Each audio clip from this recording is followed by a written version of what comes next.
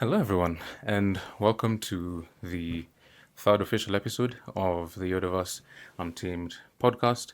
I am your host, Luke, and today we'll be talking about the mountain bongo. The mountain bongo is an antelope primarily found in East Africa, specifically in Kenya, and that is what we shall be talking about today. But before we get into talking about the habits and habitat diet of this amazingly unique antelope, I wanted to start with the news. So there's a bit of news concerning this unique antelope, and is probably part of the reason as to why I decided to talk about this specific creature this week, and that is the fact that we have received 17 of these mountain bongos from the United States of America. So let's talk about it. So we received 17 mountain bongos from a conservancy in Florida. These are the third generation of mountain bongos that had been taken there in the 1960s, when we had, tried to expand conservation effort in regards to these creatures. At the time, or even currently, before these 17 were brought, there are 100 of these creatures in Kenya, as far as we know. It could be less, in my opinion. And the 17 that were brought in are to help repopulate the population of mountain bongos in this country. And they have been taken to conservancies in Meru to be able to facilitate for the repopulation of this creature. So, personally, I want to express just a slight disappointment. I know that we have a lot of internal issues as a country, as Kenya, but I feel like we can do better with the resources and the amount of land that we have to be able to facilitate for the conservation of our own animals instead of having to export them and then bring them back again decades later. I feel like we should be able to have the facilities to do so. And I feel like it should be something important that we consider when we're talking about such a rare animal. But that's just my take on it. So let's get into the what you could call the facts of the day.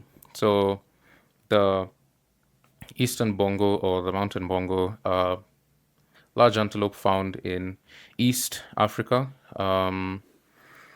The scientific name, I'm going to try to say this without stuttering, is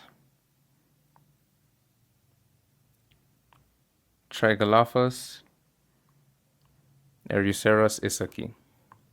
Yeah, that's the scientific name.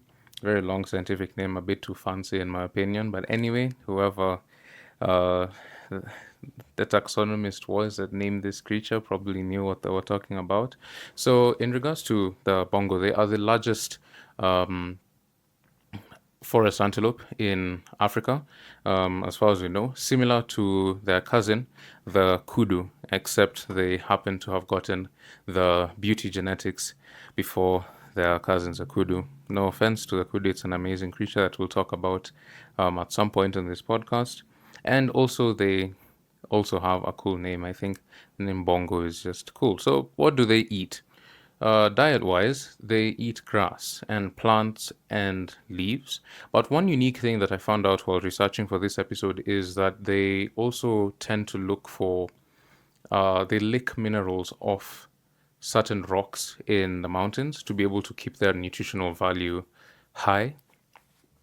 They lick minerals from certain rocks that you'd find in places like Mount Kenya, for example. So they're herbivores primarily, animals that eat grass and plants, and they lick minerals to be able to find nutrients that they won't be able to find in the food that they eat. So where do they live? So they live in Mount Kenya, as mentioned. You can find some in the Aberdares, in Mau, in Eburu, and many other places like those, mostly places with a lot of vegetation, but also a lot of mountain terrain. So dense bush for hiding and fresh plants. So mountain, rain, fresh plants throughout the year. And The we'll get to the conservation side of things to show why they have reduced in population, but the destruction of those specific areas contributes heavily to the reduction of population of these creatures. So, in terms of the conservation, they are critically endangered. Critically endangered sometimes spans from 1,000 units or less, to which there are 100 living wild, some in conservancies, but mostly living wild in Africa, hence the effort for repopulation. But what are some of the things that cause this loss of population? So there's habitat loss, which is a big one. There's logging, so cutting trees, deforestation.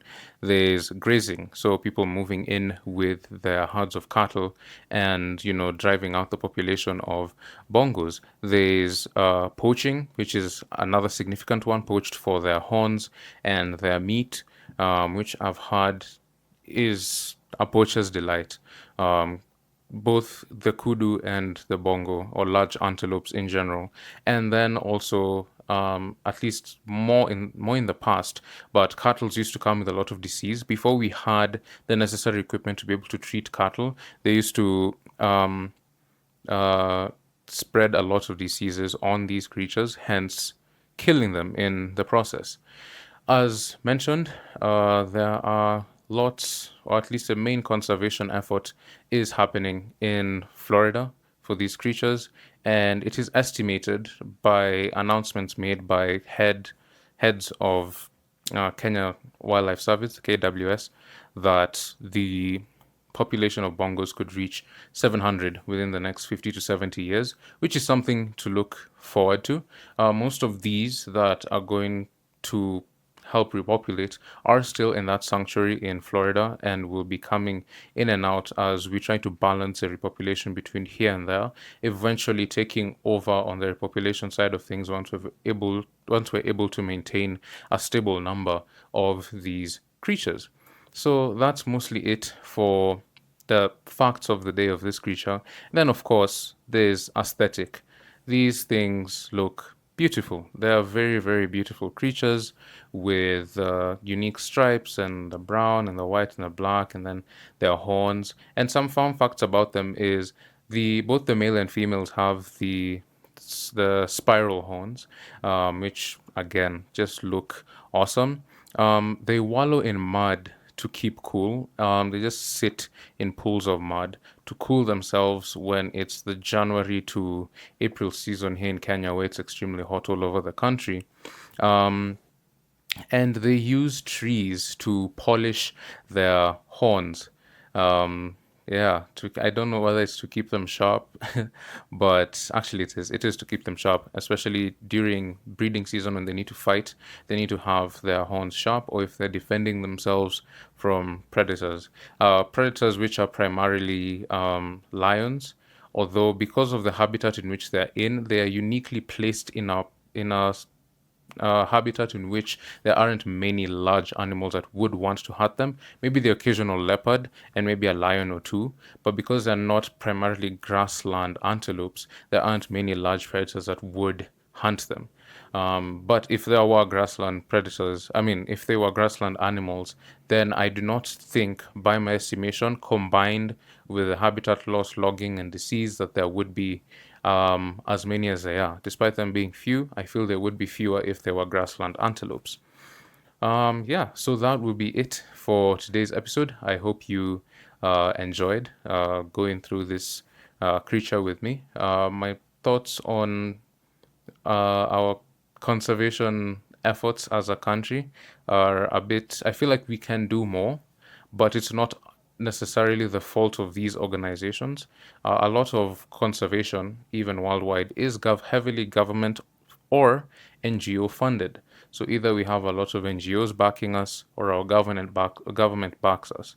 If not, then we have limited budgets, hence our conservation is not able to be at the level in which it can. And so I don't blame the Kenya Wildlife Service. I personally think that it is an organization full of amazing people who are dedicated to improving the overall wildlife status of this country.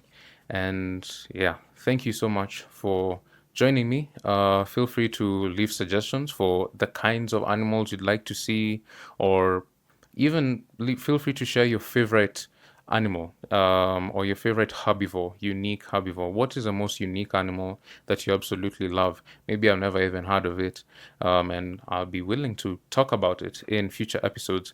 As we close, feel free to check the links in the description if you want to go to the other places this podcast is. So Spotify and Apple Music. If you're listening on those two platforms, then it is also on YouTube, and it uses the same Instagram page as my other podcast.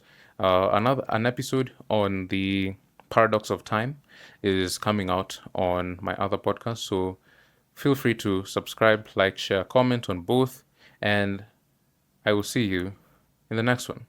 Take care.